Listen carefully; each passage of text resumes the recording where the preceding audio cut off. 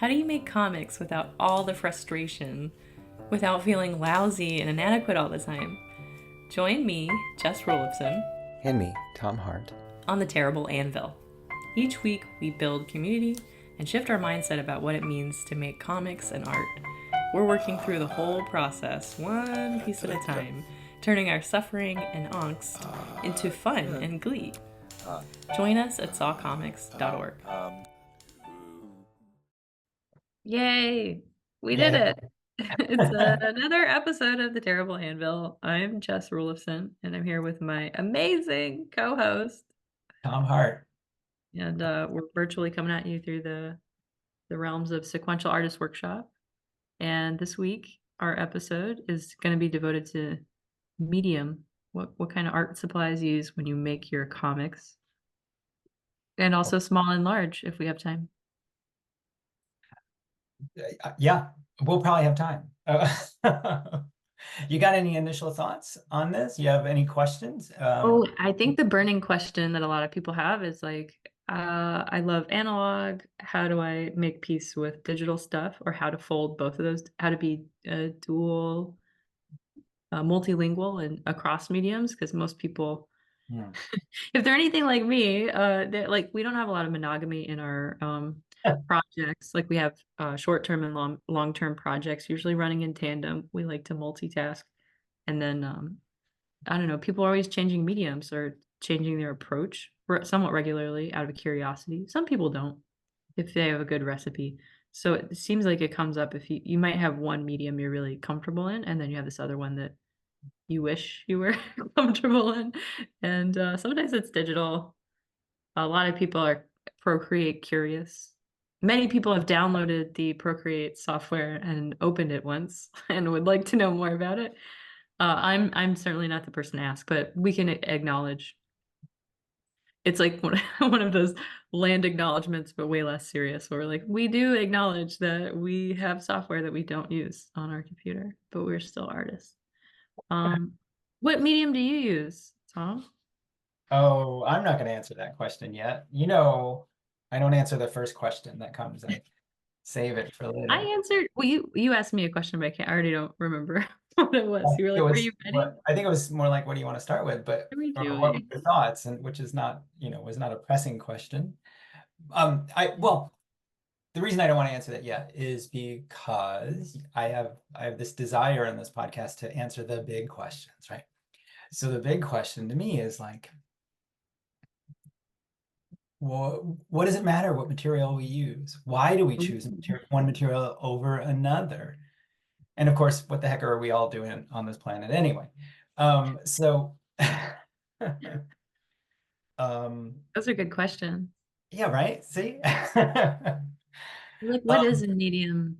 right. Well, sure. For instance, I'm in my usual spot, which is about 3 miles from my home in this like shared workspace that I have. That's why it's so echoey because I'm in a box. But I walked most of the way over here this time, and it's such a different process than either taking the bus or driving. I usually do one of those other two options.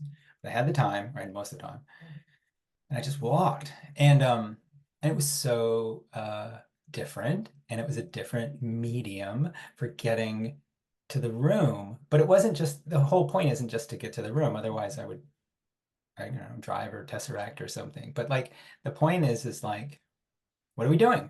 What are we doing? I want to You're exist in the world is what I wanted to do, and that walking was really beneficial today. So my point is that like, what does the medium give us when we choose it and when it? But go ahead. Yeah, you're riffing on what you said. I have a note in my book draft, the manuscript. I don't know if I overheard it or I read it somewhere. My brain tells me that I thought it up, but I think it's too smart for me. But time is the medium of possibility, and I have mentioned it before on other podcasts. I don't know what it means, but it sounds like yeah, like I like to travel by train long distances or short distances, and plenty of times there's opportunities to fly instead of take the train. And full disclosure, I hate flying, but so that's definitely factoring into it. But I think a lot of people see like the fastest option as the best option, and that can kind of come through with our art too. It's like digital will be faster, and that would be the better idea because we sometimes art is a little bit of suffering, and it's almost like we're running through it as fast as we can, so we can limit the suffering and then bask in all of the compliments we're gonna get at the end. So, but I kind of like doing like the slow thing because the only I don't have a lot of money, but right now I'm in good health and I have time, and that's how I want to spend it. As insane as that sounds, it's not something that society privileges as like a great time being on a train for way longer than you'd be in the air for a brief flight or something like that. So, but like what you said, you're like I had the time, so I walked 3 miles to the studio space. And Right. yeah, it feels like the opposite of the hustle culture. Like sometimes I like intentionally being slow if I can. And it's okay too. Like sometimes there's a deadline, and sometimes in order to hit it, we got to choose a fast thing. And like if you had a booked schedule and it was like, hey, Jess Relison, we need you in Topeka, Kansas, tomorrow to pick up an award, you wouldn't have the choice. You'd be like, can I do it on Zoom? And they'd say no. And then you'd say, all right, I'll get a Right. flight. Like that would Right. be your only choice, or not to get the award, which we know you would get, you would take. But my point being is that sometimes the circumstances will dictate working faster. And that's a relationship we build in our practice, right? Like, am I comfortable working fast? How often do I have to do it? Do I prefer it? Um, all of these things, but I think it's good And then to. that speed might also dictate what medium you choose. Like if I'm doing a freelance thing, I'm much more likely to get to the digital side of things. I love to start just pencil and paper and almost everything I make, but when I'm trying to submit preliminary sketches to a client, I'll often put it in Photoshop as quickly as possible and put like digital text on top of it just so that people can read it and have a draft. And then also it's really easy to move stuff around. And it feels like a little less precious too, if I especially if the drawing is particularly bad. I'm like, "Don't worry, it's gonna get better." Right. Uh, Sometimes less precious is what you want, and sometimes a little distance is what you want. Um, I was thinking about drawing in general lately, and how much drawing is meditative or can be. I think I think I I have this theory, you can tell me if I'm wrong, but I think all drawing is about the body. Like it's just this way of our body relating to what we see. And sometimes it's not even what we see, it just might be something else, but it's a physical action. And as such, it filters through our body. And sometimes our drawings look like our body even when we don't intend it to. Um, oh shoot, where was I going with this? Oh, the point being is that sometimes you don't have the time to luxuriate in that. Sometimes you got to hit that deadline, and sometimes you got to be not precious about it. Not that what I just described is precious, but it is luxuriating anyway. Um, but sometimes you can't be precious, and sometimes oh, I got to skip that part where I pay a lot of attention to the physicality of it and to this part of the process. And what I need to do is get them a product really quickly, right? yeah. And something that I can move around because they're gonna have crazy edits or whatever. And so yeah, it's like assessing what the goals are at the end, or what the expectations are, and things like that. And that sort of And helps maybe us. also like anticipating what your future working self might be up to. Like I know a lot of students and other, working professionals, not that students aren't professionals, but people making comics, particularly in any software that has like an abundance of brushes to choose from. There's always a story of like, oh, I spent like 45 minutes tinkering with which brush I should use to color this corner of this panel on this page. And I find that like really relatable. Like we often become, and it's not always digital, but we can sometimes become hypnotized by our medium. Like, if you ever got a fresh set of watercolors, man? It can be really, really great. But also, yeah, like you kind of have to give yourself space to frolic. Like budget that in if also in mind you're like, I'd like to finish this and show somebody or collaborate with somebody. Decision paralysis is a big thing if you're going digital, that's for Yeah. sure. Or Um, it can happen with any medium, but yeah, especially right. but okay, so have you ever had decision paralysis with digital or other things? Like I remember you showed me something, it might have been on one of our Anvil calls. It was the intro for the guide to graphic literature, and you had like put together this digital slash watercolor thing, and you were holding up the papers. You're like, oh, I just made like these shapes, and then you were talking about the process. I don't know if you want to talk about that because that felt like medium plus deadline equals ta-da, Medium plus deadline equals. ta-da, or whatever, blank space, free space. I love that. We have to remember that. Medium plus deadline equals some sort of musical trill or announcement. Um, yeah, well, okay. So I guess some personal anecdotes, right? I've been very, very, very, very analog up till, and again, I quit comics about last March 2023.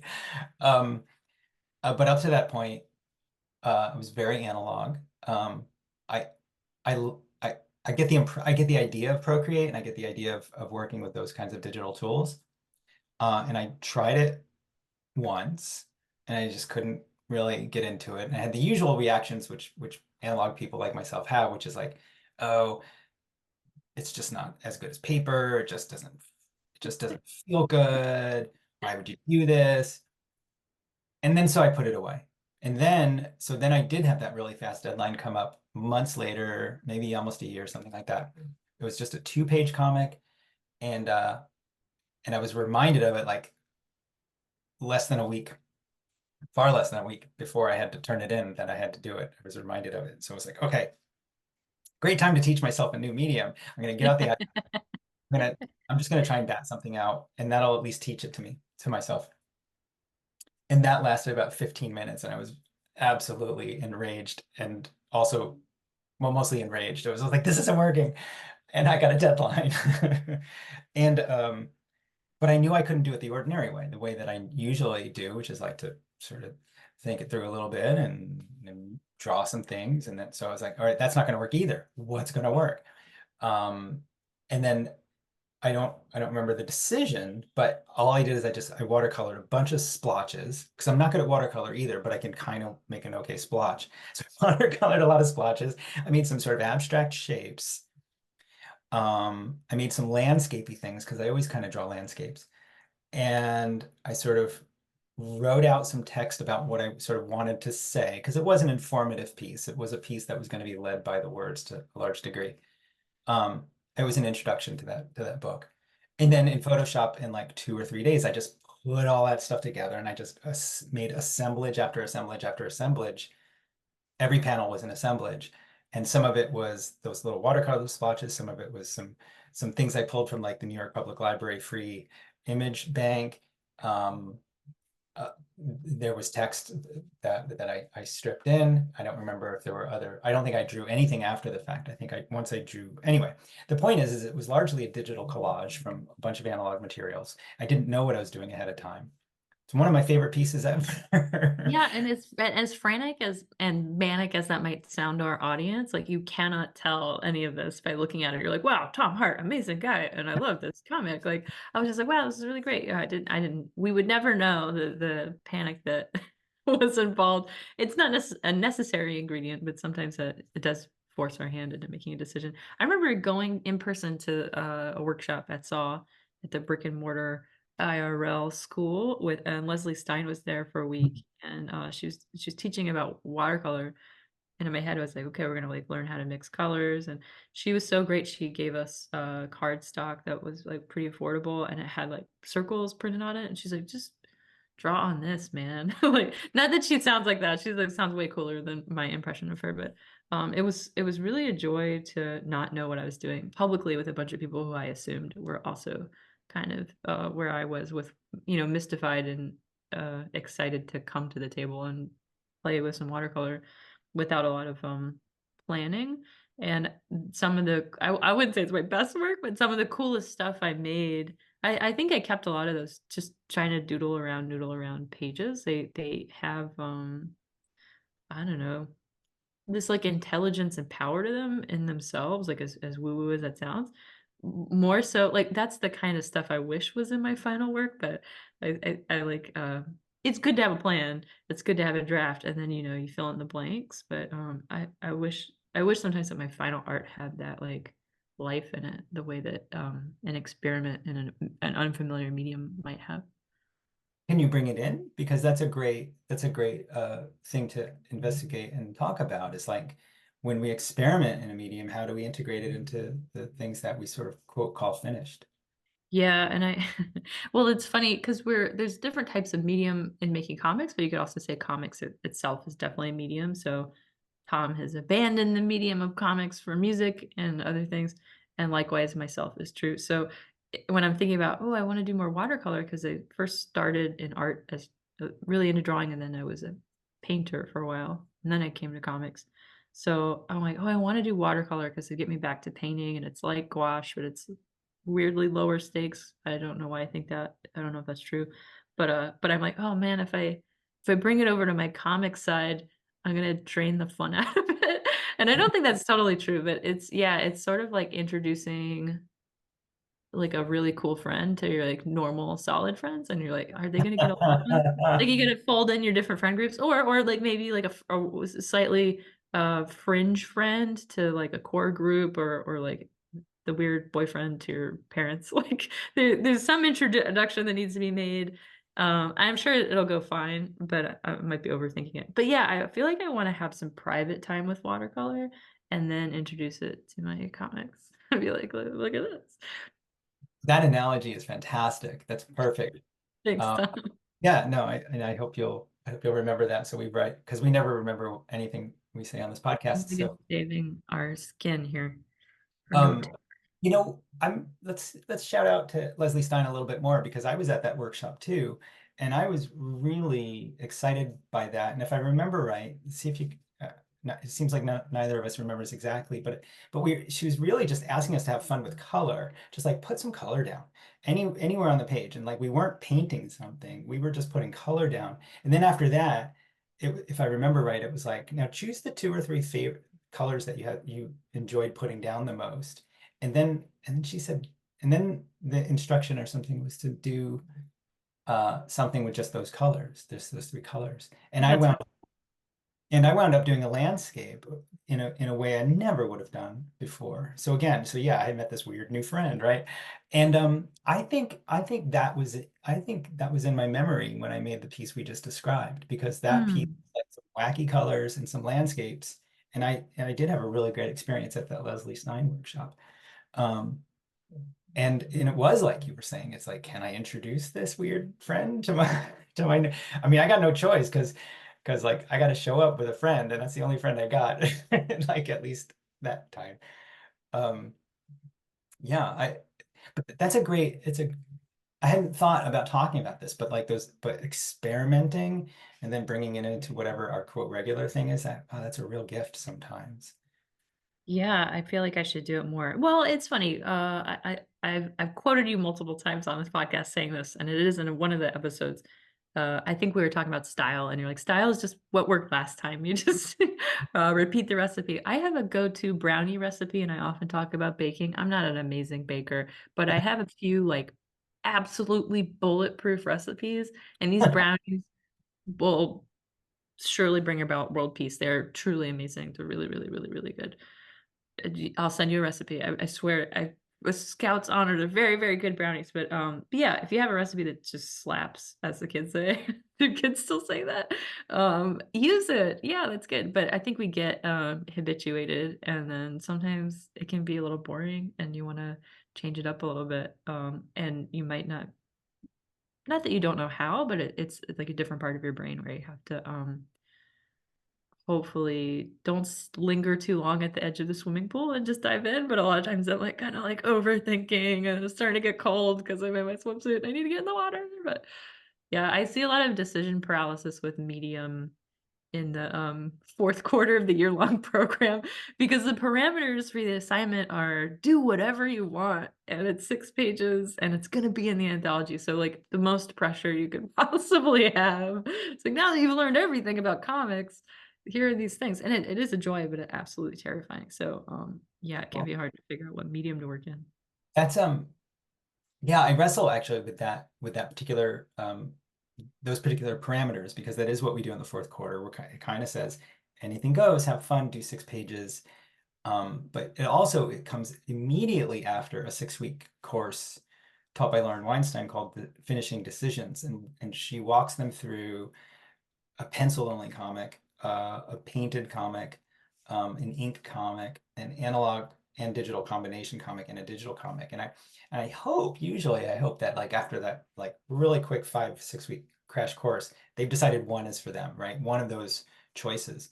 So if you're getting a lot of if you're and then I sort of then I set them free to the mentors of like yourself for a while. So if you're getting a lot of decision paralysis, even then that maybe I haven't done my job right and sort of No, I don't think it's bad. I think it's more like, oh my gosh, I have all the power. It Mhm. reminds me of there was this buffet restaurant we used to go to when I was very little, and I distinctly remember it being like very cheap and very delicious, like $3.99 a plate. But we were allowed as kids to get as many plates as we wanted.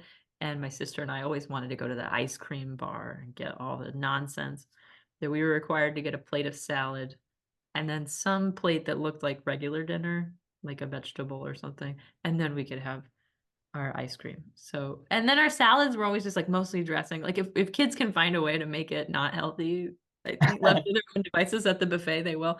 So I got the impression that it was more like, oh my gosh, I have all these choices. And it seemed like you said, some of the um indecision is specifically in the digital realm where people either are like, should I do this all digitally? I've never really worked that way before, or I've worked digitally, I'm comfortable with it, but there are like 8 different styles or modes I have available that I like working in, and I don't know which one to use. That seemed to be what I saw more of. I didn't see people that were like, should it be a mural or an embroidery? Like they weren't like so different. I don't wonder if maybe indecision is a good thing. It's like just more of a conversation with ourselves. I mean, it is a little terrifying because like it seems to be that indecision seems to strike when there's not a lot of time to decide. Otherwise, it wouldn't be indecision. It's like, oh, take your time. It's like the waiter coming to the table. Are you guys, do you need another minute? Like, they're not gonna do that all night, but they'll give you like a pass once or twice, right? So, or if you can buy time, you get the other person to order first, and then you figure out what you want. Um, I yeah, I don't know where I was going with that. well, yeah, I mean there are a lot of metaphors there, all sorts of I'm metaphors. thinking a lot about the buffet. Medium buffet. I'm the kind of person that so long as it's affordable, I like to be told what I'm eating. It's like I don't want to order. I actually kind of hate going to restaurants because somebody's gonna expect me to make some decisions. Like I Tom, you don't gotta go to the buffet, man. know, somebody come back and give me a plate. Like there's this place in Astoria in New York. It's a little too expensive. I only did it once, but this Egyptian guy who runs the place, gregarious as heck. I can't even say some of the language he said because it had a lot of F words in it in a positive way. But anyway, he sort of sits down at your table or maybe lords over you and tells you what you're going to eat, and then you eat it. And it was such a great experience. Um, yeah, I loved that. And of course, but it was way too expensive. But anyway, so all right, I just feel There's like gotta be a metaphor there. Be the bossy Egyptian man you wish to see in the world when you're encountering your yourself. medium, your Mm. own self. Yeah, you tell you to tell you. Yeah, I don't know. I mean, well, eventually you make a choice, and I don't ever know. I mean, I don't think people get to the end of a project and they're like, man, I did that whole thing wrong just because the medium was off. I think there's a lot of other things we uncover as we're making stuff. If something's really going poorly, I do think people have the right to abandon ship, but not abandon hope, and just re-triangulate and You know, figure out what works. yeah. I mean, we have to find things that work. Related to that, I want to bring up this pen. Can you see this pen?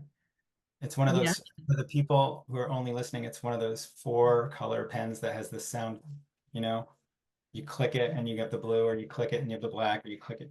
And I took this out today because it's so cute. And I was like, I just love this pen. And I'm going to put it in my pocket and I'm going to write with it today. And I'm going to take my notes when we do Anvil today. And this pen sucks. And it is such an unfortunate, disheartening experience to try and write with this pen.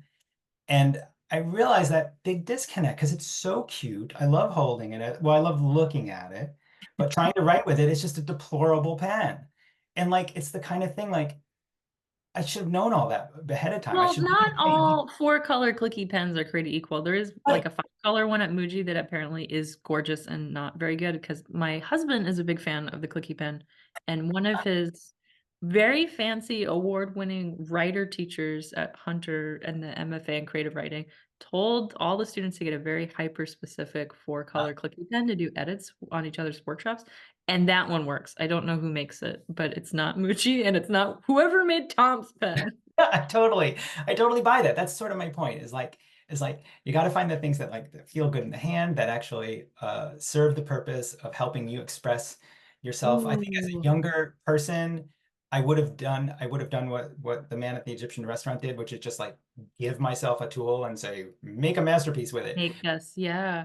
But I'm too old for that now. Yeah, I'm glad you brought that up. You're making me think about like when I very, very first started to try to be a cartoonist with a capital C. I was like, I've got to get the Bristol board and make sure it's 11 by 17, which is way too tall for me. I have short arms and I can't see that far.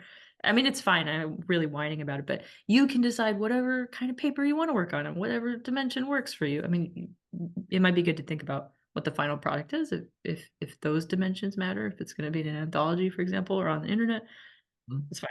But I thought you had to use the rapidograph and the nibs and the Ames guide and a certain type of Bristol. And it wasn't about like achieving beautiful results, like, oh, this is just this ink always sits on the paper in a really nice way. It was like, if you want to be a cartoonist, stop screwing around and use this tool that all the other cartoonists have used since the 1940s.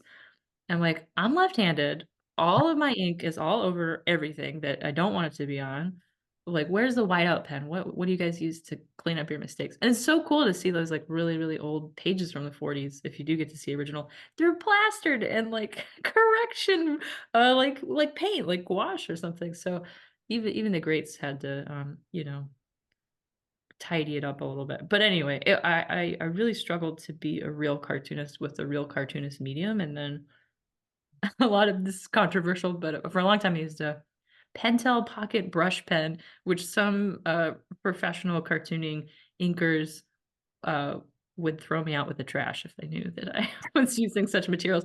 But it works, and I figured out how to use it, and I really like the results. And I was like, this makes me feel happy to hold, and it's working okay. And I got better at it, and I was like, and I love the nib, but I have to have more time, and I never seemed to have enough time to do that. But once I realized that I could do whatever I wanted, I was like, oh, that's actually really nice. If you're just trying to figure out how to make a comic and you're like, well, these normally get inked and that's good for contrast if you're printing it or something like that. Maybe I want to ink this. Like some things make sense if you want to go there, but there's plenty of comics that are quote unquote just penciled and they look amazing. So you don't necessarily have to, it doesn't have to be Procreate, it doesn't have to be pencil, it doesn't have to have all those steps. It's good to have several drafts if you can do that because I think the work um you don't want to undercook your brownies. So the work develops and I think it becomes better. But yeah, I don't know. I don't think you have to work in a medium that's not making you happy. But it is hard to tell if you're new at everything and you don't have a go-to recipe yet and you don't know what feels good. All feels weird. You're like, pick the one that feels the least weird or pick less things. Oftentimes the paralysis is coming from having too many choices. So if you give yourself less colors, like Leslie Stein told Tom and I to do at the workshop, just do a couple colors and make sure you pick the colors that you like the best. And you're like, oh, I did use these a lot. Oh, that yellow is really lovely. Yeah. Um, a bunch of things there. Well, it's a good, yeah. Now we're entering the 21st century because we do have everything at our disposal, media wise. And again, I'll quote Vanessa Davis. I'm sure I've quoted this before, where she said this in her role as an editor to some of her people submitting. Comics is the most optional medium ever. Meaning you can do whatever you want in it and you don't, and because she was getting a lot of submissions that looked exactly like other submissions. And she was Wow. like, why are you, comics is the most optional medium ever. You have so many choices. You can make this so original in so many ways. Um, and that's again, that's great. But again, it also brings, maybe there's decision paralysis. But like, so my image, again, this is an audio podcast, but behind me is a giant rug from Walter Meddling. He uploads this illustration and turns it into a rug. Anyway, so that's my sort of beginning point of bringing up interesting media that people produce comics in. And I want to mention collage and photo comics. I think I have this whole YouTube video about photo comics because I think they're so fantastic and they're so maligned. Although people, slowly again, like I always think I'm on the cutting edge, but the truth is I'm on the tail end of the 21st century, but I'm not still stuck in the 20th century anyway, but I'm on the tail end of the 21st. But so a lot of people don't have the baggage that I think they have about, for instance, something like a photo comic. But if you can find articles on the web about people like saying like, why would you read a photo comic when you can just watch a movie or or something like that, or not liking how photographs are represented or how how they affect a reader in a comic. And so I took a sort of deep dive into photo comics, into their history, and into some of the ones that have been produced over the course of the last 100 years. More like post-war. Mostly they've existed since World War II. And it's just such a fun, weird medium, and you can do so many great things with it. We call it fumetti now sometimes, and I just really encourage people to play with that. And now that we all have like phones with like 10,000 photographs on it, you know, there's no shortage of things that we can incorporate into some sort of piece of software to turn it into a photo comic, and it's really fun.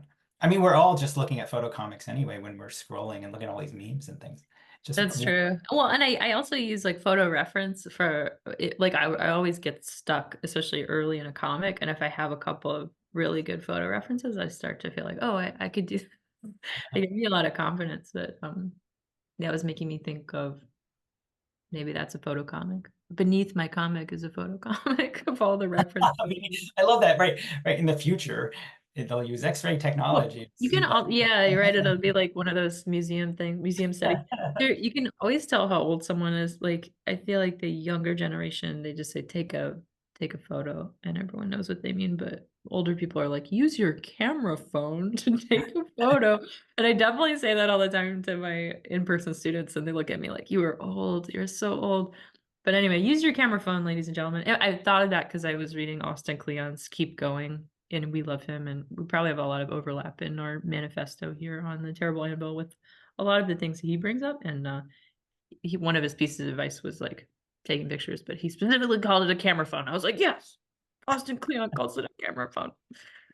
I remember, I mean, again, we should limit our like talk about the good old days to maybe like 30 When seconds I was your per episode. age. But I remember, Megan Kelso and I talking about how we did photo reference, and she took Polaroids. Polaroids were $1 each back then. Those are Like, still expensive. and so that like if you needed a photo reference and you were going to go for a Polaroid, that was an important one. Anyway, That's but yeah, that's it's funny you bring that up too, because like budget can influence our medium too. And sometimes we're like, oh well, I should probably buy an iPad so I can get Procreate. Like a lot of that stuff's, I mean, Procreate's not super expensive in that you don't need a cloud subscription. So it is a one and done, and maybe you can deduct it from your taxes. I don't know. But like if you don't have a lot, comics can be really like more democratic, I guess. Like if you just have something to draw with and something to draw on and a way to, you know, maybe not on I, a wall, but I guess you could. Like a paper and pencil seem to work fine, and it's not that doesn't cost a lot of money, and you could go to a library and get those things for free. Really teeny tiny pencil. Um yeah, and I think sometimes we put a pressure on ourselves to be a real capital C cartoonist by investing in a lot of gear. One of my least favorite things about teaching at a fancy art school, not this one, slightly fancier art school, like one of those like mustache twisting art schools, very, very fancy. We're fancy, but we're fancy on the inside. We would have these lists of materials. It's just art school, right? Or even it happens in higher ed, where you have this list of materials at the beginning of the semester. It happened in painting school. Oh my God. Beginning of the semester, to have all the colors, and the end of the semester, my grade would fall drastically because I'd only have like ochre and like alizarin crimson left, and I'd be trying to paint portraits of people and look like their flesh was falling off their face, and they're like, this doesn't look right. And I was painting on cardboard, and they're like, have some self-respect. I'm like, fair, but also like my grant money evaporated months ago, and I'm trying to drive this into the ground. So I sort of resent that. I think here's our bit on capitalism, right on time. Early. Very you don't if I mean, if you have the means and you want to go for it, you have my blessing. But yeah, as you know, we're a little anti-capitalist, so I just want you to know you don't need all the colors. But it is so tempting when you're wandering into the art supply store and they're like, should I get the 12 colored pencils? And then you see the 96 color fancy Prismacolor that's $200, and you're like, what aunt can I ask? Can she mail me a check? Like, when is my birthday coming up? I could get a gift card. Is there a coupon? Some can get a coupon, but anyway, digression. You don't need a lot. Pick your No, favorite. not a digression at all. I think, again, we're always talking about the limitations. Usually the terrible Anvil is about the limitation of time, right? That deadline. But the limitation of media is a big one, and that can be definitely influenced by finances. Um, I remember as a kid, I think I was in like junior high when I sort of made the commitment to doing comics, and it was partially, I mean, I had no choice. I was really loved comics, but it was partially because they were cheap.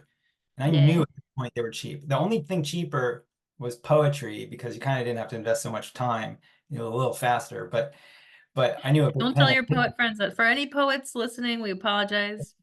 Well, no, it's just The they know. opinions asserted on this podcast are not necessarily the opinions of the Sequential Artist Workshop, specifically related to poetry. I'm just kidding. Go ahead, Oh, Tom. well, no, but and I honestly have limited. I've limited my expenses on materials a lot, and I stayed with the same pen nibs for years. And ink and Bristol board. And I went for the cheapest Bristol board for the longest time, but also it happened to be my favorite. It was this stuff called Paper for Pens by Borden and Riley. And it was super thin, but it took a dip pen really, really well. I just Mm. loved working on it. And then it stopped working right around 2019 or something. Oh And yeah, a lot of papers for whatever reason, like they'll reformulate them or something, and the sizing that holds all the pulp together will change, and then you're like, this used to be the good paper, and now it's trash. Conversely, I think Sally Shredder, somebody on the network a year or two ago, probably less than that, probably about a year ago, mentioned this nib. Just a single nib was like $60, and it was gorgeous, and it looked like bullet or something, and everyone was like in hushed tones like, it makes really good lines, it's so good. But a lot of people were like, I can't spend, I mean, I think it was at least 40, I think it was $60, because I was like, that looks pretty good, and I looked and I was like, I don't know if if I can do it. But someone got one and they were like, it is really cool. So like sometimes it's fun to gather around with other cartoonists or people that are working in your medium, and you're like, oh, what kind of stuff do you use? Do you use Procreate or Clip Studio, or what kind of nib do you use? Or show me your setup. Like I think there's a lot of joy with that. And we're all like slightly nosy people if you're like me. But there's also this pressure to perform and be like, I have all the right things and it looks a certain way. And sometimes we can sort of like cosplay being a cartoonist and then start to feel like a real cartoonist, and that's okay too. But yeah, sometimes I can just like make my desk look really arty and like not make art for a while. Uh, right, right. That definitely, yeah, we all fall guilty of that sometimes. I think we should spend a minute or two because we can, geeking out about analog materiality. And we can also use that as a pivot point to move to digital if we want to. But like you just talked about like the sizing of the paper and like there's so many, and I don't know much about gouache, but I know you paint a lot and you probably have some like, so let's hear it. Let's hear some really geeky in the weeds kind of materiality Well, for a and couple. also try to keep it bullet points for my summary later. Some really great things to pay attention to if you're like, what? You've staggered into a art supply store. Maybe not for the first time, but for the first time where you're like, you know what, I belong here and I'm gonna buy some stuff and I'm gonna get what I want this time. I don't know what your relationship is with the art supply store, but it can be kind of a weird place. So if you're gonna get paper, I really recommend something. I like stuff that's smooth. If it's very textured and you're kind of new to working with whatever medium you're using, pencil, pen, or trying to make comics as a new medium for yourself, it can be hard to fight against anything with a lot of texture. But some people totally blossom on a little bit of texture. So just go in the store and rub on the paper like a maniac and get your paw prints all over all of it and decide what you want. You can also talk to the people at the store. They're very nice. But I like something, it's called plate Bristol or smooth, vellum, all those things. Vellum has a little bit of a texture, but not, it's not like cold press watercolor or something. The There are other better thing too, for, right? Are there better huh? brands? Are there better brands? Oh, Well, what I noticed is find something that's 90 pound or higher. Usually between 90 and 100 is all you need. Anything above that's like really thick and you don't really, you could take flight with it probably. You don't need that much thickness. And then if you can find something with a little bit of cotton in the paper, there are certain brands that don't sponsor this podcast yet.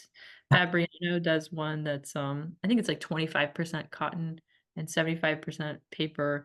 And it's nice because you can use it's not very thick, but it tolerates water if you're gonna use a wash, a lot of ink. If something needs a little bit of time to dry, it's not gonna wrinkle or buckle on you. Um, you might also consider your medium. A lot of people have a way of working and then they're like, oh, fiddlesticks, how do I reproduce this? There was a conversation on the Mighty Network this week about trying to figure out how to scan watercolor, which is like really hard, man. But I think Jim or somebody else was like, I've had good luck. Think Anita also was chiming in about taking really good photographs of watercolor seems to yield better results than certain scans because scans will pick up stuff that's not really there. So that can be a whole kettle of fish is the production medium also like, oh, what kind of scanner do you use? People have preferences for that too. But yeah, I would say like pick a size of paper that feels approachable to you. I think the smaller the better is good because I'm renting and I don't think I'll ever be able to afford a house. But like the more I move, the smaller my artwork gets. Like when I was young and free, I would make giant paintings, and now I draw postcard size. But for comics, something smaller. But it's nice because it's portable. So if you procrastinate or you find yourself a lot of people who have a set art space in their house also move around. We talked about that in building the dream castle. So if you have something that can follow you around the surface of the earth, it's harder. You're like, oh, that comic's following me. I better draw on it. So I think smaller, portable could be really, really good. I also heard that was a nice thing about using Procreate on the iPad. There's people that had a more formal computer setup at home could slip that into their bag and like get a 10-minute lunch break and get some work done or some stuff happening with their digital tools too. So portability is kind of an interesting thing to introduce if you're curious about it. And then just like limiting, go wild and then like pick. It's like the Noah's Ark, pick two, and just you can always change it after the next project. I always bring up Sam Alden for this reason. I love his work, but every project he's ever done, I feel like he's changed his medium in between projects, and you can do that too, whenever you want. Hopefully not mid-project, but you can do that as well. But I think when I make comics, I tend to do ink on paper, pencil on paper, and then digital. But I am really fascinated with watercolor, and I love gouache, and I have done really, really short comics in gouache, but nothing super fancy. But when I'm talking to my husband, who I've been collaborating, he's been writing and I've been drawing comics. We have this dream that we're gonna take all the shorter pieces we're making and put it into a graphic novel. And you know, some of these edits happen where the editors want things a certain way, and they're not too fussy, but if they have an edit that he doesn't love but he can live with, I'm like, don't worry, in the graphic novel, you can make it the way you want to. And then I'm like, oh, I would love to do watercolor for the graphic novel. And he's like, yeah, that sounds really good.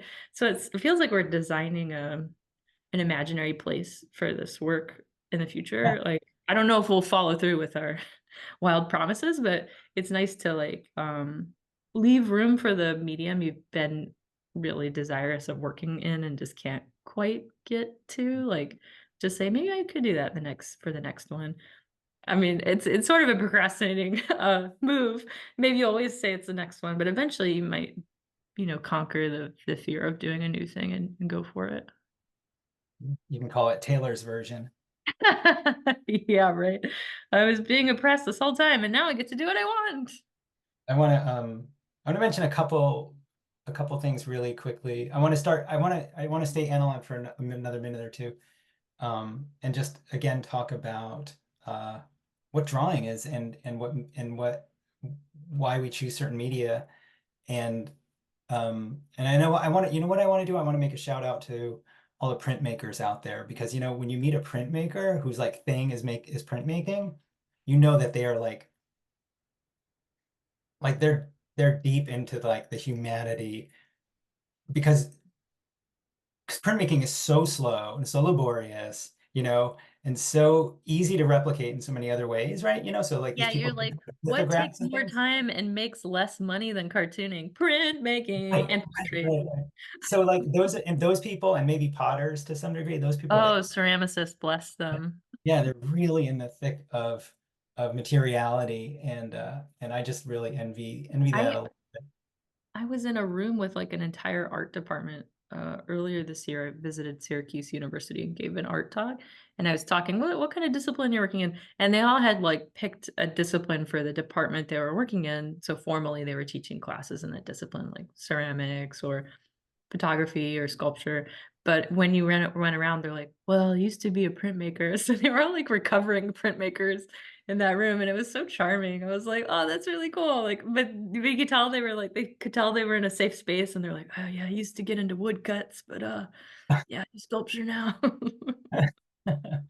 So there's this ad that just came out this week. I saw it somewhere. So makes me so unhappy. Made a lot of other people on the internet unhappy. It is the new iPad ad. And in this ad, the Apple has this stage uh, full of musical instruments and other artistic things. There's a giant piano on there, there's horns and drums, and there's an easel, and just all these like creative tools. And in the course of this commercial, they slowly flatten all of it. Yeah, destroying all of it so that it is nothing left but a black slab that is, oh, it's an iPad. And it is so disheartening. And it's like saying you don't need to use all these things that you interact with. You don't need to put your lips on anything or actually like uh put your fingers on a keyboard or Mm, or hold a paintbrush. You can do everything our way. You can be yeah. a machine. Have I mentioned this dichotomy I've heard about recently? It's like somebody said the two camps in the future are going to be the people who want to live as a creature and the people that want to live as a machine. And the machines are definitely winning out. And I'm Well, it saying, depends on like the tone of your voice because you're like, you could do anything, or like, you don't need right. all this stuff. You don't need all this stuff. Like, it's all in the delivery. So it sounds like it was a dystopian delivery for sure. But I like that idea of like maybe music making is really accessible now to someone who just randomly got this iPad and the bingo raffle. Like, yeah, I mean, but I don't think that that's our intent. They want us to be machines, Tom. I totally, No, I'm no, but you're right, because I have an iPad and I'm making music with a lot of digital tools. And so I'm appreciative, but yeah, yeah, it was the symbolism of it. It's like you don't have to right. destroy a piano and a Right. horn and all Yeah. these They things don't to have to yell at us like that. That's so like aggressive. these are beautiful things. I mean, Western culture hasn't produced that much great stuff with the exception of, some cultural artifacts, to be honest. Like piano music, Rembrandt paintings. It's like, come on. Like I also like why these don't they smash projects. colonialism and give us an iPad? All right, sorry, what? Yeah, yeah, there's so many different ways that could have gone a little bit Yeah. better. Yeah, they see this is what being creative is all about. But yeah, I love these ideas that are born out of or objects that are born out of joy. Like if you go to a museum, the weirder, quieter parts of the museum that are maybe less representative, but it's like some crazy ass pot from like 14,000 years ago and someone's doodled all over it and you're like, damn, this is cool. Pardon my language. Yeah. But you know what I mean? Like I like this idea of an object existing, people going through the trouble of making something just so fantastic looking. There's a really great book called, oh gosh, what's it called? All the Beauty in the World. Hmm. Uh, it's called, and the subtitle is The Metropolitan Museum in Me. The Met in Me is about, I wish I could remember this guy's name.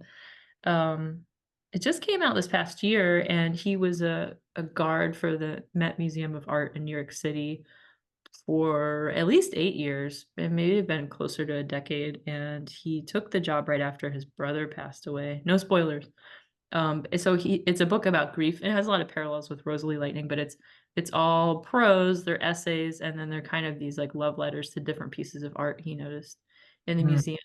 It has somewhat of a chronology, and he hired an illustrator to copy some of the pieces he references, but he keeps having these encounters with these pieces because he's standing on his feet for like 8 to 12 hour shifts. And he's also observing humanity interacting with but he's like, these things are from all over the world and from all over time. So it was like this weird relation to the world itself in a place where he was kind of hollowed out too. So it's a really fascinating book and really beautiful and a total love letter to art. But I think several times in that book he talks about like the trouble people go to just make something look awesome and then like, yeah, that was cool. You don't have to make stuff beautiful and awesome, but we do. yeah. That's Uh, cool. wow, that book sounds great. I definitely want to pick that out. And I think Anita and some other people put in the chat already Oh what that. yeah, Bringley, Patrick Bringley. Thank you. That's right. That sounds great. And it reminds me really quickly, this is a total digression, but there's a wonderful book. Oh gosh, I forgot the author already. Elkins, James Elkins, I think is the name. It's called Pictures and Tears. And it just happens to have the remarkable thesis that sometimes paintings move us. Because Sometimes. it comes from art criticism where people don't really talk about like if an emotion is stirred by a painting, they just talk about it. I don't know what they talk about, but if it's not that, I don't know what they talk about. But he was like, you know, I've cried in front of a painting, and like he says I threw this idea out to a bunch of my peers, and I said I want to write a book about this, and he said a third said I was crazy, a third never want to speak to me again, and then a third said, oh, thank God, I'm so glad you're writing about that. But anyway, that was a digression because we can be moved by digital things too. Um, you what you gotta you gotta Well, let I my don't know. My brain was like, it was like everyone, there were multiple cars screeching to a stop at this four-way intersection in my screen. I was like, I don't know if any of those are complete thoughts. I was thinking about time as the medium of possibility. I was trying to figure out what Patrick Bringley, the author I just mentioned, was trying to get at. And he wasn't necessarily making art. He was thinking about these things and making notes, and then a book was born out of that. And book is art. uh, and it had pictures, so it's definitely like illustrated book. But yeah, I wonder about that idea of the audience reacting. Not that we should be super concerned with the audience. Like a third wanted it, a third couldn't care less, and then whatever you just said, I'm paraphrasing very poorly. So I wonder, like, if that's a medium. Like, if you really want to be good at comics, read comics. Like, look at them and see what other people are doing, and steal all the things that you love, and don't like, ignore the stuff that you don't love. But I also wonder, yeah, is that a medium? Is digesting art a type of medium, or is that just a total reach and goofy? No, I mean, I'm going back to that first question, which is like, what are we What is a doing? medium? Yeah, Am I no, a medium? we're not. Well, people are mediums, right? Isn't medium like a psychic? Like, I'm really Yeah, getting the weeds here. yeah, I mean, I want to get to, Okay, let's not go there. but Continue what I where do you were want to say going. is that everything. Oh gosh, boy, I'm gonna sound like a 19-year-old here. I was gonna say like everything is something, man. Like, Put that but on a t-shirt. yeah, but I mean, we try a little bit to remove ourselves on this podcast from terms of productivity, right? If it we're not only speaking about what gets you there to that final goal of producing something that you can hand to somebody. However, that's a great thing, right? It's not just some capitalism, or is it? Anyway, the point is yes, looking at art is as valid as making art, or is it? I Yeah, don't and know yeah, and what's I think if you not. don't do your efforts as like, I don't know if I'm using that phrase correctly, a means to an end, where it's like only the product matters or only the final thing Right. that, and it doesn't count unless it's finished. All those things feel really true and are super ingrained in my art practice, unfortunately. But I do love a noodle. We love noodles. We love frolicking. We love meandering. We love like, oh my God, I didn't know this piece of paper was stuck behind the couch. It's the best drawing I've ever made, and it's from 9 years ago. Like, there's always an opportunity to discover yourself, for lack that really sounds like some Sorry. yoga retreat thing. And I'm not disparaging a yoga retreat. We love yoga, but Yeah, like I think the things that we want are right in front of us. I think the things they're much closer to us. The dreams, wait, what's that? I Objects don't. in mirror are closer than they appear. Dreams in mirror are closer than they appear. They're Oh right gosh, here. They're right that here. You have all the stuff you need. So don't wait to like get the cool equipment or the better abilities or right so now this is like as good as I'm gonna look and the youngest I'll ever be. And I'm coping with that every morning when I wake up. So this is my medium I'm working in, can I serving tell a fresh face. can I tell the final stage of my or Yes, at least Tom, please help get us out of here. no, well, the third act in my digital career. So the first one was like trying it and like being so pissed off and I just tossed it in a drawer for a year. The second was doing that, trying it again and being unhappy and then moving into Photoshop. Okay, so that was the second time. The third time was April, a month ago, April 1, in the SAW community, we introduced a super simple idea. It was like every day draw a plant. It was also springtime, and at least in New England, it was really miserable. So I was like, yes, I would love to draw a flower because I never see them. and um, and uh, and so I also said, with Elise Dietrich's help, because she's a real Procreate pro, I said, I'm gonna do a flower every day, and I'm gonna do it in Procreate. Period. End of story.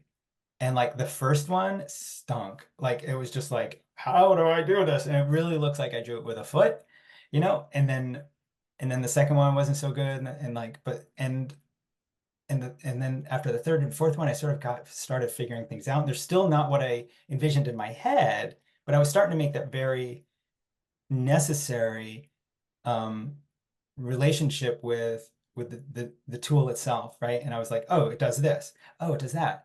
Or at least I did. Yeah, it's almost like the medium itself is a bouquet of decisions you can lean on, where you're like, oh, it's almost like a little riff on your guitar. It's like you have a little thing you can go off of.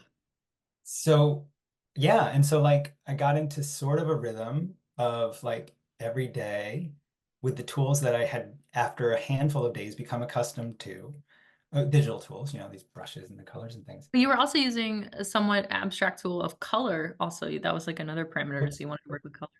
which I'm not super familiar with, but at least it was dictated largely by the photographs and the things I was looking at. Um, but by about day 24, day 25, I stopped.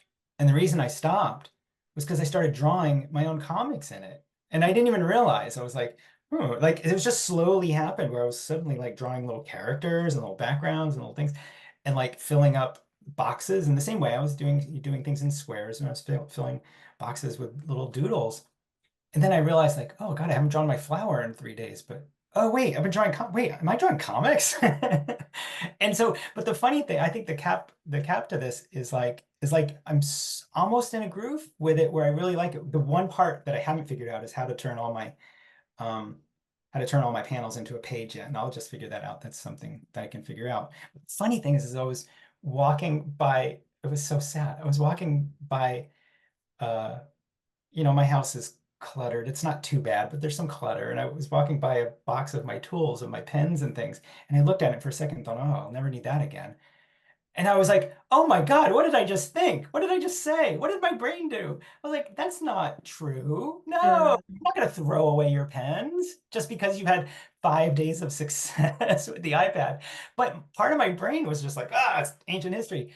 And I don't know where my life is going, my artistic art life is going forward, but it reminds me of the way we threw away photo enlargers as a culture. We threw away entire foundries of fonts, and we threw away, animation supplies that were analog. We've thrown away so much interesting cultural, so many material.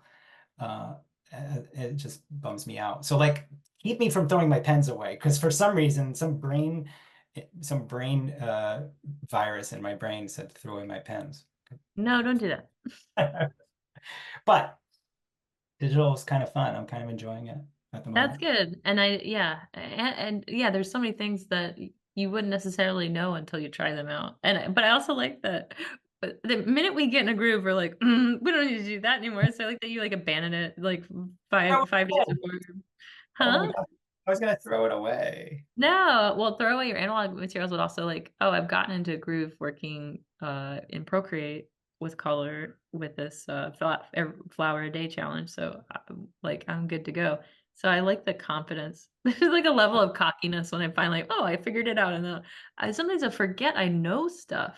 And that Tom had described the phenomenon of finding like cool, serviceable ideas in old journals and being like, wait, I could use this. This is great. Why do I keep trying to invent new things? I have all this good stuff.